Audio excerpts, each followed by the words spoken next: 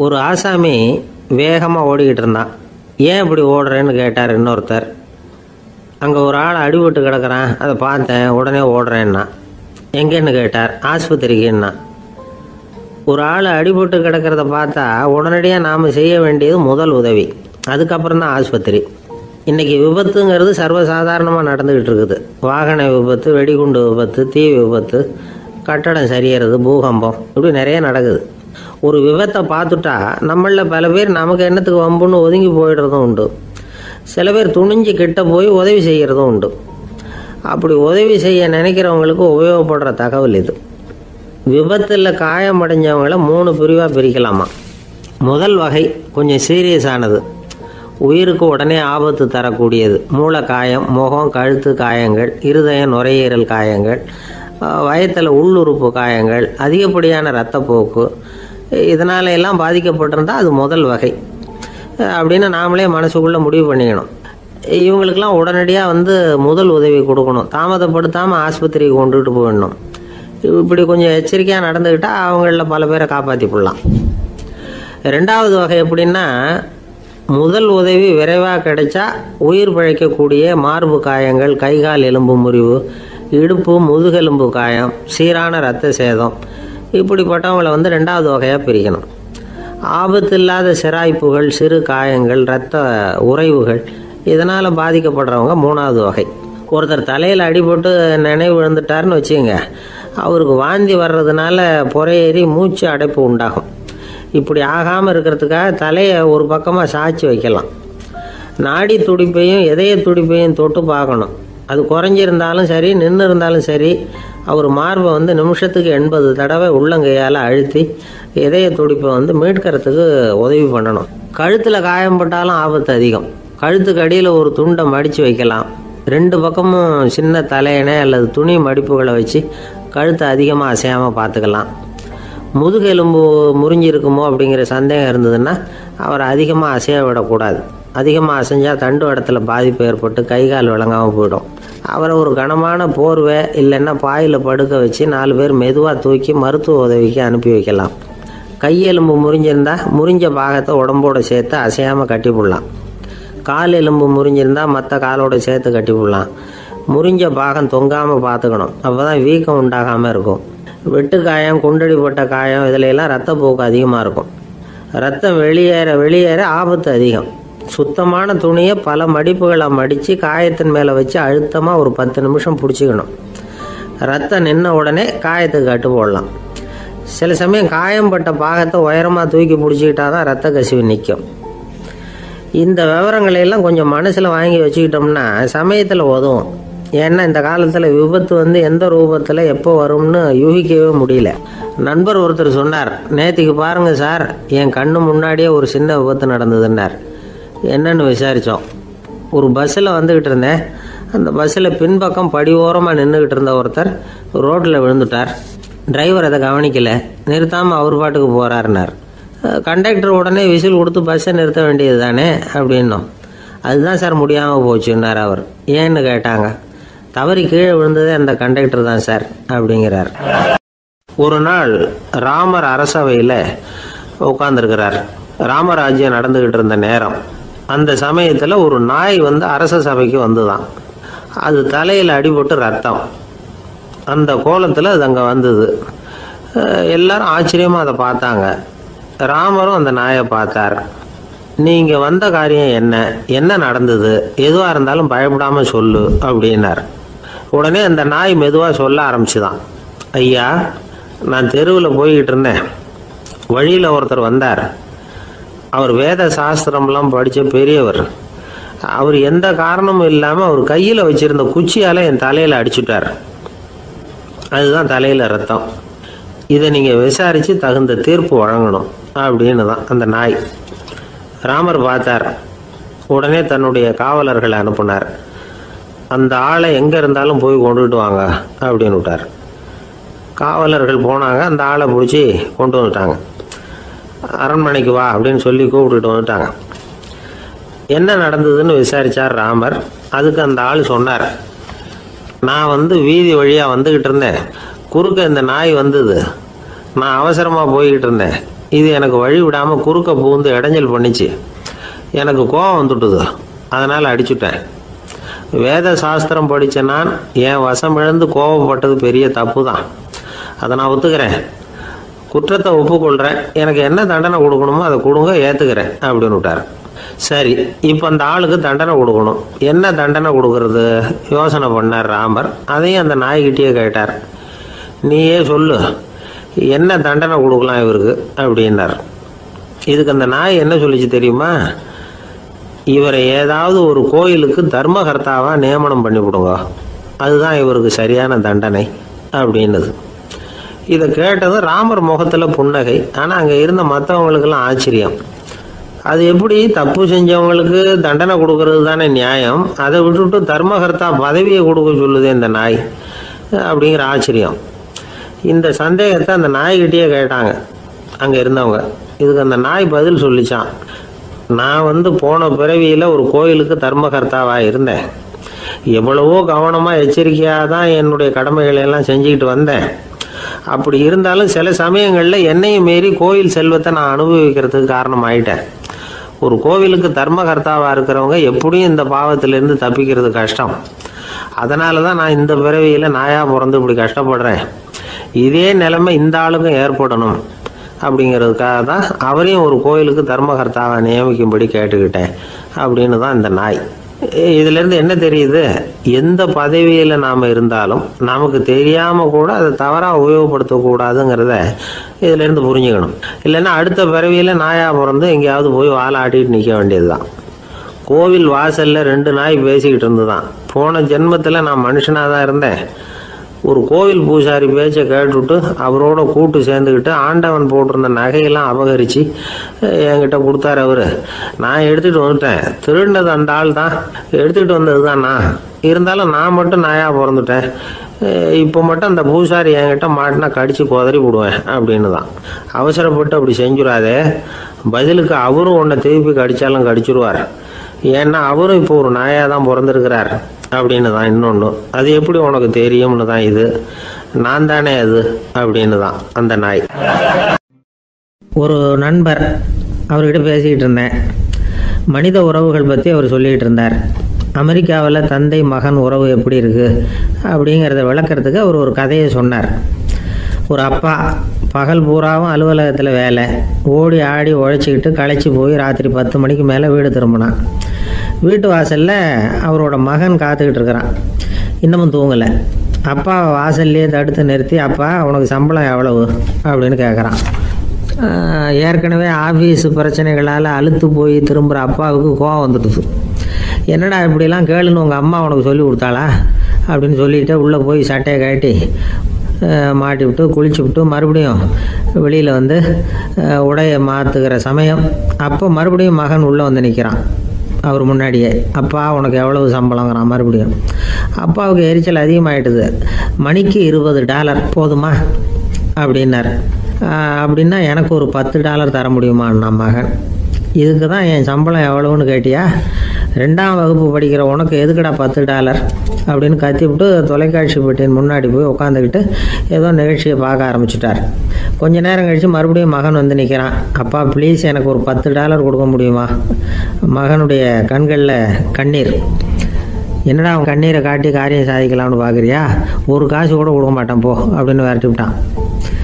மகன் கண்ணீரை தொடச்சிக்கிட்டே கண்ணை தொடச்சிக்கிட்டு பேசாமல் போய் படுத்துக்கிட்டானா. கொஞ்ச நேரம் ஆச்சு. அப்பாவோட கோபம் கொஞ்சம் கொஞ்சமாக குறைஞ்சிது. பிள்ளைகிட்ட கோபமாக கத்துனது தப்பு தாங்கிறது புரிஞ்சுது அவனுக்கு. எழுந்திரிச்சு போனான், படுக்கை இறக்கி போனான். மகனை பார்த்தான். அவன் தலையணையை கட்டி பிடிச்சிக்கிட்டு அழுதுகிட்டு இருக்கிறான். அவனை மெல்ல நெருங்கி அவங்ககிட்ட எதமாக பேசுகிறதுக்கு ஆரம்பித்தானான். எதுக்குடா உனக்கு $10 பள்ளிக்கூடத்தில் கேட்டாங்களா அப்படின்னு கேட்டானான். மகன் சொல்லியிருக்கான், இல்லை டாடி, உனக்கு 1 மணி நேரம் சம்பளம் $20ன்னு சொன்னேன். நீ ஏற்கனவே எனக்கு கொடுத்த பாக்கெட் மணி $10 என்கிட்ட இருக்குது. இப்போ நீ இன்னொரு $10 கொடுத்தீங்கன்னா அதையும் சேர்த்து $20 ஆகிடும். அந்த $20 நான் உனக்கு கொடுத்துருவேன். அப்படி கொடுத்தா நீ என் கூட 1 மணி நேரம் செலவழிப்ப இல்லையா?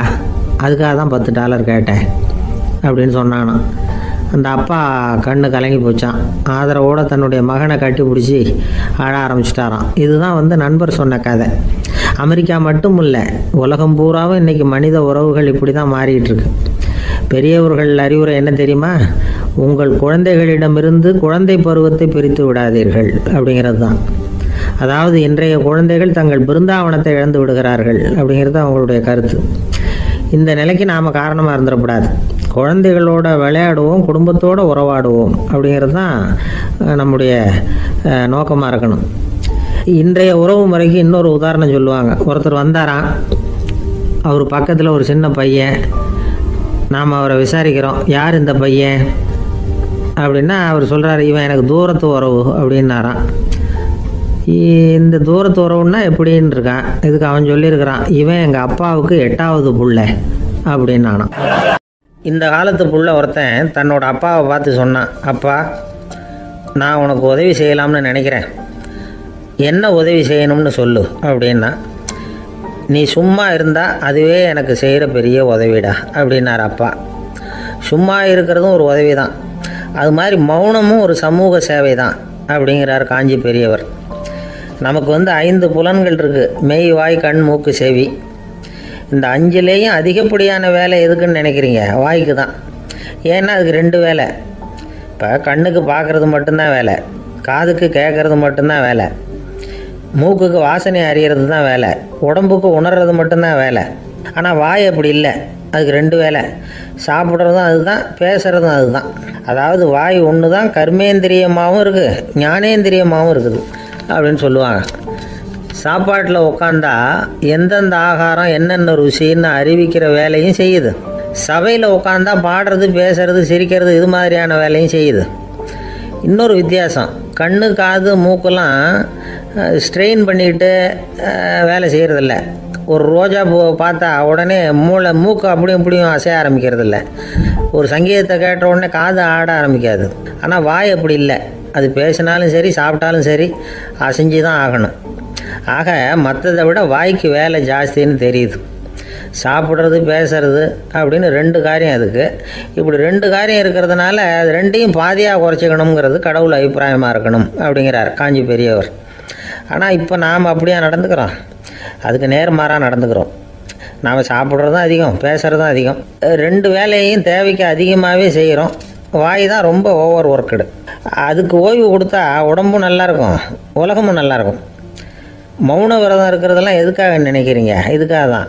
இந்த காலத்தில் மௌனமாக இருக்கிறவங்கெல்லாம் மகத்தான தொண்டு செய்கிறாங்க அப்படின்னு தான் சொல்லணும். சத்தம் அதிகமாக போய் தான் சவுண்டு பொல்யூஷன் வருது. அது மட்டும் இல்லை, மௌனமாக இருந்தால் சண்டை சச்சரவே வராது. மௌனம் கலக நாஸ்தி. ஆக இதுவும் ஒரு சமூக சேவை தான். நமக்கு தான் வாய் இருக்குதுங்கிறதுக்காக வசமாக சாப்பிட்றதும் தப்பு, வளவளன்னு பேசுகிறதும் தப்பு. ஒரு கருத்தை சொல்கிறதுக்கு ஒரே ஒரு சொல்லு போதும் அப்படின்னு இருக்கும்பொழுது 2 சொற்களை செலவு பண்ணாதே. எவ்வளவு சொன்னாலும் அதனால் ஒரு பயனும் விளையாது அப்படின்னு தெரிய வருமேயானால் அந்த ஒரு சொல்லையும் விரயம் பண்ணாதே அப்படிங்கிறார் ஒரு அறிஞர்.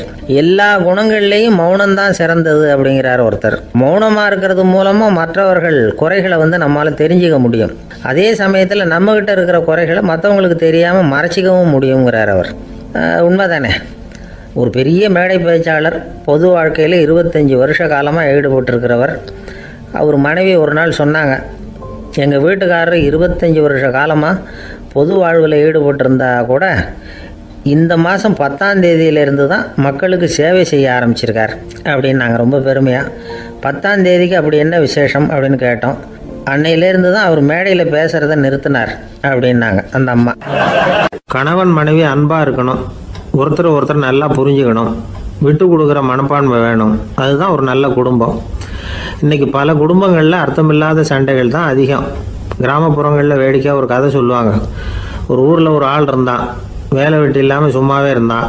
அவனுக்கு கல்யாணம் பண்ணி வச்சாங்களாம். மனைவி சேர்ந்தா, சும்மாவே உட்காந்துருக்கிறியே, ஏதாவது சம்பாதிக்கிற வழியை பாரு அப்படின்ட்டு இருக்கா. அதுக்கு தான் யோசனை பண்ணிகிட்டு இருக்கிறேன், ஒரு அருமையான ஐடியா அப்படின்னு நானா. என்ன அது சொல்லு அப்படின்ட்டுருக்கா. அவ ஒரு ஆட்டுக்குட்டி வாங்க போகிறேன்னு இருக்கான். அதை வாங்கி என்ன பண்ண போகிறேன்னா, அந்த குட்டி வளரும், பெருசாகும், அதுக்கப்புறம் அது நிறைய குட்டி போடும் அப்படின்ட்டுருக்கான். சரி, அப்புறம் என்ன, அதையெல்லாம் சந்தையில் கொண்டுட்டு போய் விற்றுவிட்டு அந்த காசுக்கு ஒரு எருவு மாடு வாங்கலாம். சரி, அது எதுக்கு? எருவு மாடு நிறைய பால் கொடுக்கும், அதை கொண்டுகிட்டு போய் பால் பண்ணையில் கொடுப்பேன், அல்லது நானே விற்றுருவேன், கை நிறைய காசு கிடைக்கும். அதுக்கப்புறம் ஒரு பசுமாடு வாங்குவேன், பாலையும் விற்கலாம், நாமளும் காய் போட்டு சாப்பிட்லாம், இப்படிலாம் சொல்லியிருக்கான். அப்போ அந்த பொண்ணு சொல்லிச்சான், அடுத்த தெருவில் இருக்கிற எங்கள் அம்மா வீட்டுக்கும் கொஞ்சம் பால் கொடுத்து அனுப்பலாம் அப்படின்ட்டுருக்கா அந்த பொண்ணு. இந்த இடத்துல கணவனுக்கு கோவம் வந்துட்டுது. அது எப்படி உங்கள் அம்மா வீட்டுக்கு எதுக்கு கொடுக்கணும், அதெல்லாம் முடியாதுன்றிருக்கான். இந்த இடத்துல சண்டை ஆரம்பமாயிட்டுது. கொஞ்ச நேரத்தில் 2 பேரும் சத்தம் போட ஆரம்பிச்சிட்டாங்க. கடுமையான சண்டை நடக்கிறத பக்கத்து வீட்டுக்காரன் காதில் வாங்கினான். அவன் ஓடியாந்தான். அவனுக்கு தெரியும் வாங்காத மாட்டுக்காக இப்படி சண்டை போட்டுக்கிட்டு இருக்கிறாங்கங்கிறது அவனுக்கு புரியும். அவன் ஓடி வந்து சொன்னான், ஏண்டா உன்னோட பசுமாட்டை ஒழுங்காக கட்டி போடக்கூடாதான்ருக்கான். என்னடா சொல்கிறேன்னா இவன், உன் மாடு என் தோட்டத்தில் வந்து மேய்ஞ்சுட்டுது, பயிரெலாம் நாசமாயிட்டுது, 10,000 ரூபா அளவுக்கு சேதம், அதை வாங்கிட்டு போகிறதுக்கு தான் வந்தேன், குடுறா 10,000 நானான். இவன் அரண்டு போயிட்டான். அப்புறம் சொன்னான், டே நான் இன்னும் மாடே வாங்கலையே, அதுக்குள்ளே அது வந்து எப்படிடா உன் தோட்டத்தில் மேயும், என்னடா உளறேன்ருக்கான். நீ தாண்டா இப்போ உளறிக்கிட்டு இருக்க, மாடே வாங்கலை, அதுக்குள்ளே எப்படிடா வந்து உன்னுடைய மனைவி அவங்க அம்மா வீட்டுக்கு பால் கொடுத்து அனுப்ப முடியும் அப்படின்னு அவன் கேட்டானா. நம்ம ஆளுக்கு இப்போ தான் புத்தி வந்துதான். அர்த்தமே இல்லாத சண்டை போட்டுக்கிட்டு இருக்கிறோம் அப்படிங்கிறத அவன் புரிஞ்சுக்கிட்டானா. இது நம்ம முன்னோர்கள் சொல்லியிருக்கிற ஒரு கதை. சண்டையில் தான் அர்த்தம் இல்லையே தவிர கதையில் அர்த்தம் உண்டு. அதாவது இல்லாத விஷயங்களுக்காக சண்டை போட்டுக்கிட்டு இல்லறத்தை வீணாக்கிக்கிட்டு இருக்கிற மனிதர்கள் இன்றைக்கு நிறைய பேர் இருக்கிறாங்க. ஒருத்தன் தன்னுடைய மனைவியை பற்றி மாமனார்கிட்ட புகார் சொன்னானா, மாமா உங்கள் பொண்ணு அர்த்தமில்லாத சண்டை போடுறா, எதுக்கு எடுத்தாலும் எடுத்து எறிஞ்சு பேசுகிறா அப்படின்ட்டுருக்கான். நீ எப்படி மாப்பிள்ளை அதை சமாளிக்கிற அப்படின்னு கேட்டிருக்காரு அவரு. அவள் எடுத்து எறிகிறது என் மேலே படாமல் ஒதுங்கி நின்றுக்கிறேன் அப்படின்னு நானா. இவன் நம்மக்கிட்ட ஒருத்தன் தப்பாக நடந்துக்கிட்டானா உடனே நாம் என்ன செய்வோம், கையை ஓங்கிட்டு அவனை அடிக்க போவோம். நாம் அவங்ககிட்ட அவனை விட ஒருபடி மேலாக தப்பாக நடந்துக்குவோம். ஆனால் பெரியவங்கள்லாம் அப்படி நடந்துக்கிறது இல்லை. இன்னா செய்தாரை ஒருத்தல் அவர் நாண நன்னயம் செய்து விடல் அப்படின்னு வள்ளுவர் சொல்லியிருக்கார் இல்லையா, அதுக்கு தகுந்த மாதிரி நடந்துக்குவாங்க. பாயசித் விஸ்தாமிங்கிறவர் ஒரு பெரிய ஞானி. அவர் ஒரு நாள் ராத்திரி ரொம்ப நேரம் மசூதியில் இருந்துட்டு வீட்டுக்கு திரும்பி வந்துகிட்டு இருக்கிறார். வழியில் ஒரு குடிகாரன், அவன் கையில் ஒரு இசை கருவி, அதை கண்ணா பின்னான்னு மீட்டிக்கிட்டு வாய்க்கு வந்தபடியே என்னத்தையோ பாட்டுன்னு நினச்சிக்கிட்டு பாடிக்கிட்டு அவன் பாட்டுக்கு கிடக்கிறான் வழியில். அதோடு இருந்தாலும் பரவாயில்ல, அந்த பக்கமாக வழியில் போகிறவங்க வர்றவங்களையெல்லாம் பார்த்து கண்ணா பின்னான்னு திட்டிக்கிட்டு இருக்கிறான், ரொம்ப வளர்க்குறான். பாயசீத் பிஸ்தாமிங்கிற அந்த பெரியவர் அந்த வழியாக போகிறார். அவனை பார்க்குறார். அவனுடைய நிலைமையை பார்த்துட்டு பரிதாபப்படுறார். ஏன்பா இது மாதிரியெல்லாம் நடந்துக்கிற, இப்படி நடக்கலாமா அப்படின்னு ஏதோ கொஞ்சம் புத்திமதி சொல்கிறதுக்கு ஆரம்பித்தார். அவனுக்கு கோபம் வந்துட்டுது. கையில் வச்சிருந்த வாத்திய கருவி அதால் ஓங்கி அந்த பெரியவர் தலையில் ஒரு அடி கொடுத்தான். ரத்த காயம் ஏற்பட்டு போச்சு. அவன் கையில் இருந்த இசை கருவியும் அடித்த வேகத்தில் 2ஆக உடஞ்சி போச்சு. அவ்வளோ வேகமாக அடிச்சிருக்கான். இவ்வளவு தூரத்துக்கு நடந்து போச்சுல்ல, அந்த மாபெரும் ஞானி வாயை திறந்து ஒரு வார்த்தை கூட பேசலை. பேசாமல் தலையை பிடிச்சிக்கிட்டு அவர் பாட்டு போயிட்டார்.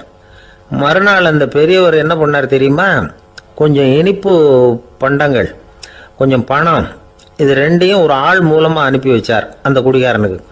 அவனுக்கு ஒன்றும் புரியல. என்ன விவரம்னு விசாரித்தான். வந்த ஆள் ஒரு கடுதாசியை நீட்டினான். அதில் விவரம் இருந்தது. ஞானி எழுதியிருக்கிறார், இதை பார்ப்பா, உங்களுடைய இசைக்கருவி உடையறதுக்கு என்னுடைய தலை காரணமாக ஆயிட்டுது, அதுக்காக நான் ரொம்ப வருத்தப்படுறேன், அதுக்காக தான் பணம் அனுப்பி வச்சுருக்கேன், வேறு புதுசாக ஒரு இசைக்கருவி வாங்கிக்கோ. அப்புறம் இன்னொரு விஷயம், நேற்றுக்கு ராத்திரி என்கிட்ட ஏகப்பட்ட கசப்பான வார்த்தைகளை வந்து பேசினேன், இதோடு அனுப்பியிருக்கிற இனிப்பு பண்டங்களை சாப்பிட்டு உன்னுடைய நாவில் உள்ள கசப்பை மாற்றிக்கோ அப்படின்னு அதில் எழுதப்பட்டிருந்தது. இந்த சமயத்தில் அவன் வந்து குடி மயக்கத்தில் இல்லை, தெளிஞ்சு போயிருந்த நேரம் இது. அதனால் அதை படித்த உடனே அவனுக்கு ரொம்ப வெக்கமாக போச்சு. தலை குனிஞ்சான், யோசனை பண்ணான். கொஞ்ச நேரத்தில் தன்னுடைய நண்பர்கள் சில பேரையும் கூப்பிட்டுக்கிட்டு நேராக அந்த ஞானி இருக்கிற இடத்துக்கு ஓடினான். அவர் காலில் விழுந்தான், அவர்கிட்ட மன்னிப்பு கேட்டுக்கிட்டான். பெரியவங்களே தெரியாமல் வந்து நான் இந்த பாவ செயலை பண்ணிவிட்டேன், என்னை மன்னிச்சுங்க, உங்களுடைய பொறுமையும் போதனையும் என்னுடைய கண்ணை திறந்துட்டுது, இனிமேல் நானும் என்னுடைய நண்பர்களும் நல்ல வழியில் திருந்தி வாழ போகிறோம் அப்படின்னா. ஞானி செய்த நன்னயம் குடிகாரனை எப்படி திருத்திருக்கு பார்த்தீங்களா. இந்த கதையை கேட்டுவிட்டு ஒருத்தர் சொன்னார், என் வாழ்க்கையில் கூட அப்படி ஒரு சம்பவம் நடந்தது சார். நானும் ஒரு நாள் ராத்திரி ஓவராக குடிச்சிட்டு ஒரு கிட்டாரை வாசிச்சுக்கிட்டு கண்ணாபின்னான்னு உளறிக்கிட்டு திட்டிக்கிட்டு இருந்தேன். அந்த சமயம் அந்த வழியாக ஒருத்தர் வந்தார். ஓங்கி தலையில் ஒரே ஒரு அடி, ரத்தம் வந்துட்டுது. அதுக்கப்புறம் என் மனசு தெரிந்துவிட்டுது சார் அப்படின்னார். அப்படியா என்ன ஆச்சரியமா? ஆமாம் சார், அடி விழுந்தது அவர் தலையில் இல்லை, ஏன் தலையில். வந்தவர் என்ன அப்படி அடிச்சுட்டார்? மயக்கம் தெளிஞ்சதுக்கு அப்புறம் தான் எனக்கு விவரம் புரிஞ்சுது, அவர் ஒரு போலீஸ்காரரு அப்படின்னார் ரொம்ப சோகமா. ஒரு பெரியவர்கிட்ட பேசிக்கிட்டு இருந்தேன். அவர் என்கிட்ட ஒரு கேள்வி கேட்டார். திருடர்கள் எத்தனை வகை தெரியுமா உனக்கு அப்படின்னார். இதுதான் அவர் கேட்ட கேள்வி. எதுக்காக என்ன பார்த்து அந்த கேள்வி கேட்டாரு தெரியல. இருந்தாலும் நான் அவருக்கு பதில் சொன்னேன். திருடர்களில் எத்தனையோ வகை உண்டுங்க. கார் திருடன், சைக்கிள் திருடன், முகமூடி திருடன், எப்படி சொல்லிகிட்டே போகலாம். இருந்தாலும் என்னுடைய சிற்றறிவுக்கு எட்டின வரையில் திருடர்களை 2 வகையாக பிரிக்கலாம் அப்படின்னு நினைக்கிறேன். ஒன்று ராத்திரியில் திருடுற திருடன், இன்னொருத்தன் பகலில் திருடுற திருடன். அதாவது பகல் திருடன், ராத்திரி திருடன் அப்படின்னு பெரியவர் சிரித்தார். என்ன சிரிக்கிறீங்களே? என்ன கள்வர்கள் 4 வகை அப்படின்னு ஆரம்பித்தார். எப்படின்னு கேட்டேன். சாப்பாட்டுக்கு இல்லாமல் திருடுறாங்க பாருங்க, அது ஒரு வகையான். சாப்பாட்டுக்கு இருந்தும் திருடுறாங்க பாருங்க, அது ஒரு வகையான்.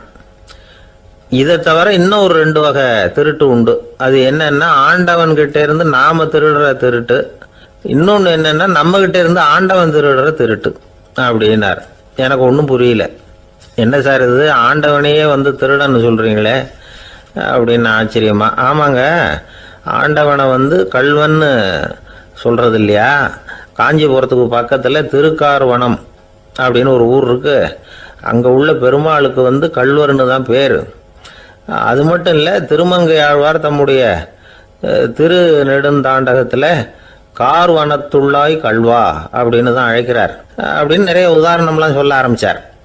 அதுக்கப்புறம் அவர்கிட்ட பேசி நான் புரிஞ்சுக்கிட்ட விவரங்களை தான் நான் இப்போ உங்ககிட்ட சொல்ல போகிறது. அதாவது அவர் சொன்ன முதல் வகை திருடர்கள் சாப்பாட்டுக்கு இல்லாமல் திருடுறவங்க. இவங்களை திருத்தி போடலாம்.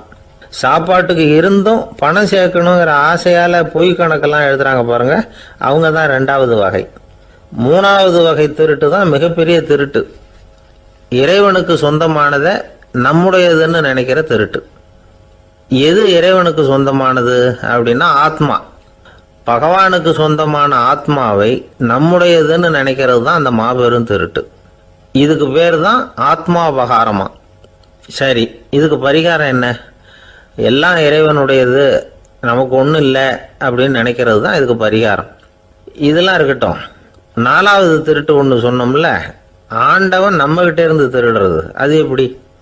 ஆண்டவனை கல்வன்னு சொல்றாங்க, அது சரி. அவர் என்னத்தை திருடினார்? இப்போ இன்னொருத்தருக்கு சொந்தமான ஒன்றை எடுத்து வச்சுக்கிறது தான் கள்ளத்தனம்.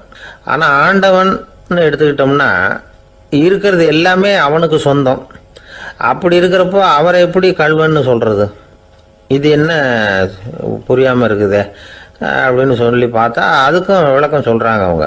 அதாவது ஆண்டவனுக்கு உருவமே கிடையாது, அரூபமாக இருக்கிறவன், அதாவது உருவம் இல்லாமல் இருக்கிறவன். அப்படி உள்ள பகவான் நம்மளை மாதிரி உருவத்தில் இருக்கிறான்.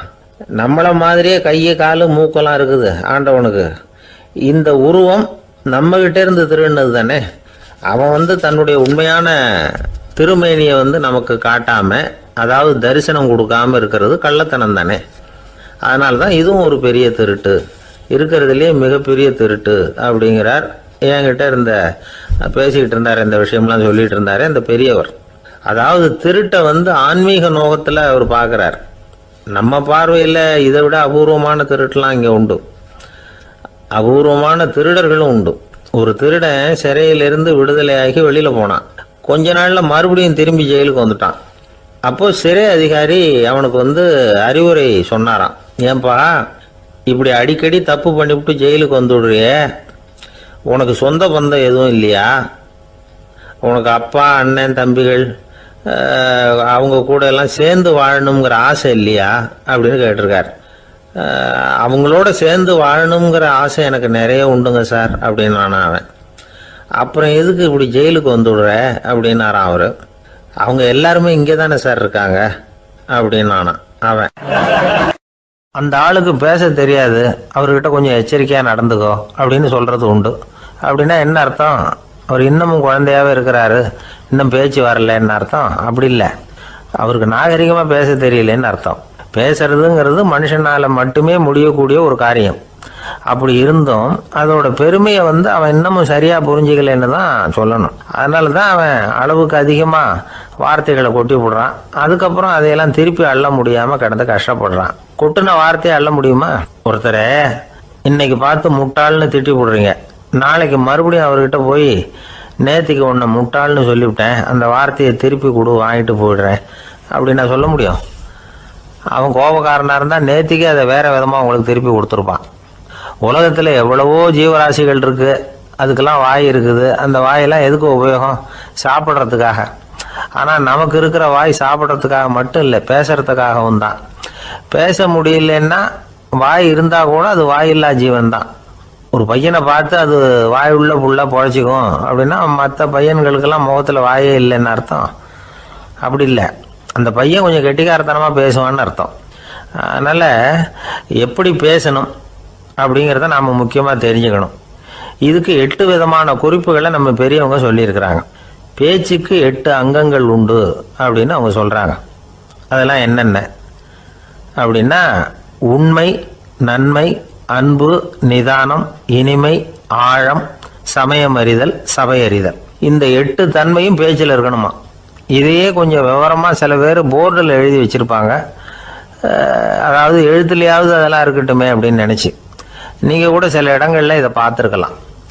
அதாவது உண்மையே பேசுக, நன்மையே பேசுக, அன்பாக பேசுக, நிதானமாக பேசுக, இனிமையாக பேசுக, ஆழமுடையதாக பேசுக, சமயம் அறிந்து பேசுக, சபை அறிந்து பேசுக, இப்படி எழுதி வச்சிருப்பாங்க. இந்த 8 அம்சமும் சரியா பொருந்தி இருந்தாதான் அது பேச்சு. மற்றதெல்லாம் பேச்சாயிடாது. பேச்சு ஒரு சிறந்த கலை. எல்லாத்தையும் விட பேசாம இருந்தும் பழகணும், அது ரொம்ப முக்கியம். உண்மையே பேசணும். சத்தியத்துக்கு மதிப்பு கொடுக்குறவங்கள தான் சரித்திரம் மதிக்கும். உண்மை பேசினா மட்டும் போதாது, அந்த உண்மையில நன்மை கலந்துருக்கணும். கொலைகாரனுக்கு பயந்துக்கிட்டு ஒருத்தன் உங்க வீட்டுக்குள்ள ஒளிஞ்சிருக்கிறான். அந்த முரட்டு ஆசாமி கையில அரிவாளோட அவங்க வந்தானான்னு உங்ககிட்ட கேட்கறான்னு வச்சுங்க. உண்மைதான் உயர்வு தரும் அப்படின்னு நினைச்சுக்கிட்டு, ஆமா உள்ளதான் இருக்கிறான், அடுப்பங்கரையில குதிருக்கு பின்னாடி உட்காந்துருக்கிறான், போய் பிடிச்சிட்டு போங்க அப்படின்னு சொல்லுவீங்க? அது நன்மை இல்லாத உண்மை. அதனால பிரயோஜனம் கிடையாது. அதே மாதிரி உங்க பேச்சில் அன்பு இருக்கணும், நிதானம் இருக்கணும், இனிமை இருக்கணும், சிந்தித்து பேசணும், சமயம் அறிந்து பேசுறதும் முக்கியம். அதை பத்தி நமக்கு வேற யாரும் சொல்லிக் கொடுக்க வேண்டியதில்லை. எந்த நேரத்தில் யாருக்கிட்ட எப்படி பேசினா காரியம் நடக்கும் அப்படிங்கிறது நமக்கு நல்லா தெரியும். அது கைவந்த கலை. அவை அறிந்து பேசுற திறமை பேச்சாளர்களுக்கு ரொம்ப அவசியம். அது இல்லைன்னா நிலைமை பரிதாபமாயிடும். ஒரு பேச்சாளர் ரொம்ப மும்முரமா பேசிக்கிட்டே இருந்தாராம். ரொம்ப நேரம் நிறுத்தவே இல்லை, பேசிக்கிட்டே இருக்கிறாரு. சபையில் இருந்தவங்கலாம் ஒவ்வொருத்தரும் எழுந்திரிச்சு போய்கிட்டே இருக்கிறாங்க. கடைசியில் 2 பேர் தான் அக்கறையா பேசுறவரை கவனிச்சுட்டு உட்காந்துருந்தாங்களாம். மேடையில் பேசிக்கிட்டு இருந்தவர் அவங்கள பார்த்து சொன்னாராம், எனக்கு கூட்டம் முக்கியம் இல்லை, எவ்வளவு பேர் என் பேச்சை கேட்குறாங்க அப்படிங்கிறது முக்கியம் இல்லை. நீங்கள் 2 பேராவது ஊக்கமாக என்னை கவனிச்சுக்கிட்டு உட்காந்துருக்குறீங்க, அது போதும். உங்களுக்காகவே நான் பேசிக்கிட்டு இருக்கிறேன் அப்படின்னார்.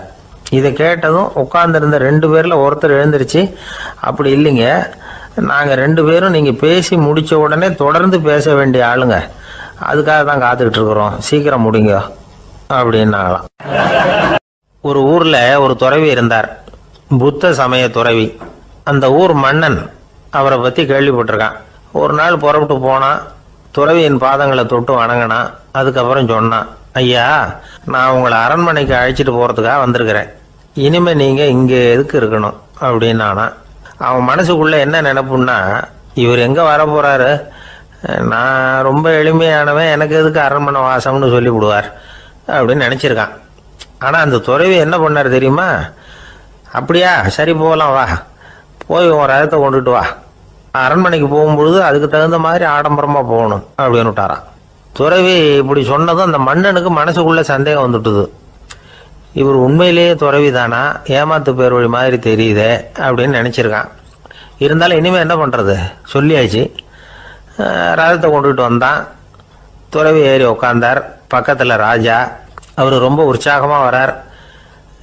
இவன் ரொம்ப சோர்ந்து போய் வரான். துறவி மரத்தடியிலேயே வாழ்ந்து பழக்கப்பட்டவர், அரண்மனையில எளிமையா ஒரு இடத்துல உட்காந்துக்குவார் அப்படின்னு நினைச்சான். ஆனா அப்படி இல்லை. அரண்மனைக்கு வந்த உடனே அந்த துறவி அதை கொண்டுட்டு வா, இதை கொண்டுட்டு வான்னு சொல்லி உத்தரவு போட ஆரம்பிச்சுட்டார். அரண்மனையில இருந்தா அரசனை மாதிரி இருக்கணும் அப்படிங்கிறார். ராத்திரி பூரா சௌகரியமாக தூங்கினார். பகலில் அரண்மனை தோட்டத்தில் உலாவ வேண்டியது, நீச்சல் குளத்தில் குளிக்க வேண்டியது, இப்படியே பொழுது போக்கிட்டு இருக்கிறார். அந்த அரண்மனையில் துறவி மகிழ்ச்சியாக இருக்கிறார். மன்னனால் அப்படி இருக்க முடியல. அவருக்கு எந்த கவலையும் இல்லை, இவனுக்கு அரசாங்க கவலைகள். துறவி அப்படி இருக்கிறத இவனால் தாங்கிக்க முடியல. ஒரு நாள் அவர்கிட்டே போய், நான் உங்ககிட்ட கொஞ்சம் பேசணும் நானா. துறவி பார்த்தார். நான் இந்த அரண்மனைக்கு வரும்பொழுதே நீ என்னமோ என்கிட்ட கேட்கணும்னு நினைச்ச. ஏன் கால தாமதம்? நீ அனாவசியமாக உன்னையே தொந்தரவு பண்ணிட்டு இருக்கிற. நீ கவலையாக இருக்கேங்கிறது எனக்கு புரியுது. நான் மரத்தடியில் இருந்தப்போ கூட என்னை அடிக்கடி சந்திச்சுக்கிட்டு இருப்பேன். ஏதாவது விளக்கம் கேட்கறது உண்டு. இங்கே வந்த பிறகு என்னை சந்திக்கிறது கூட அபூர்வமாக போயிட்டுது. நீ இப்போ என்ன கேட்க போறேங்கிறது எனக்கு தெரியும், இருந்தாலும் கேளு அப்படின்னாராம். வேற ஒன்றும் இல்லைங்க, இப்போ உங்களுக்கும் எனக்கு என்ன வித்தியாசம்? 2 பேரும் அரண்மனையில் தான் இருக்கிறோம். நீங்கள் மகிழ்ச்சியாக இருக்கிறீங்க, நான் அப்படி இருக்க முடியல. இவ்வளவுக்கும் நீங்கள் முன்னாடி இருந்தது மாதிரி இல்லை. தினமும் தங்க தேர் கேட்குறீங்க, உயர்தரமான ஆடைகள் அணிகிறீங்க, சுவையான சாப்பாடு. இப்படி இருக்கிறப்போ உங்களுக்கும் எனக்கு என்ன வித்தியாசம்? இதுதான் மன்னனுடைய கேள்வி. இதுக்கு பதில் சொல்கிறேன், என் கூட புறப்பட்டு வா, இந்த நகரத்துக்கு வெளியில் போவோம் அப்படின்னு சொல்லி அரசனை கூப்பிட்டுக்கிட்டு ஊர் எல்லைக்கு சேர்ந்தார் துறவி. அங்கே போய் சொன்னார், இதை பாருப்பா, இந்த இடத்த தான் தேடிக்கிட்டு இருந்தேன். இனிமே நான் திரும்பி வர போறதில்லை. நீ என்னோட வர்றியா திரும்பி போறியா அப்படின்னார். நான் எப்படிங்க உங்க கூட வர முடியும்? என்னுடைய நாடு, என்னுடைய சொத்துக்கள், மனைவி, மக்கள் எல்லாத்தையும் விட்டுட்டு எப்படிங்க வர்றதுன்னா. இப்போ அந்த துறவி சொன்னார், இப்போ வித்தியாசத்தை தெரிஞ்சுக்கிட்டியா? நான் அரண்மனையில் இருந்தேன், எல்லா வித பொருள்களும் உடையவனா இருந்தேன். ஆனால் எதையும் சொந்தம் கொண்டாடுறவனா இருக்கல. ஆனால் நீ அப்படி இல்லை, எல்லாத்தையும் சொந்தம் கொண்டாடிக்கிட்டு இருக்கிற. இதுதான் நமக்குள்ள வித்தியாசம் அப்படின்னு சொன்னார். அரண்மனை ஆடைகளை அப்படியே களைஞ்சார், அரசங்கிட்ட கொடுத்தார். உன்னுடைய ஆடைகளை நீயே வச்சுக்கோன்னார். அவர் பாட்டுக்கு நடந்து போனார், திரும்பியே பார்க்கல. அரசனுக்கு அப்பதான் தன்னுடைய அறியாமை விளங்குச்சான். இதுல இருந்து நாம புரிஞ்சுக்க வேண்டியது என்னன்னா, இந்த உலகத்துல எத்தனையோ பொருள்கள், அதையெல்லாம் முறையா பயன்படுத்தினா மகிழ்ச்சி. அதை விட்டுட்டு அதுக்கெல்லாம் சொந்தம் கொண்டாட ஆரம்பிச்சா கவலை. நம்ம ஆட்கள் சொந்தம் கொண்டாடுற விதமே தனி.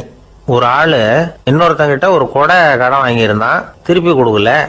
கொடையை கொடுத்தவன் கேட்டான், என்கிட்ட கடன் வாங்கினிய கொடை, அதை கொஞ்சம் திருப்பி தர்றியான்னா.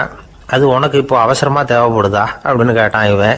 எனக்கு தேவைப்படல, அந்த கொடையை நான் யாருக்கிட்ட வாங்கியிருந்தேனோ அவனுக்கு இப்போ அது அவசரமா தேவைப்படுது அப்படின்னு நானா.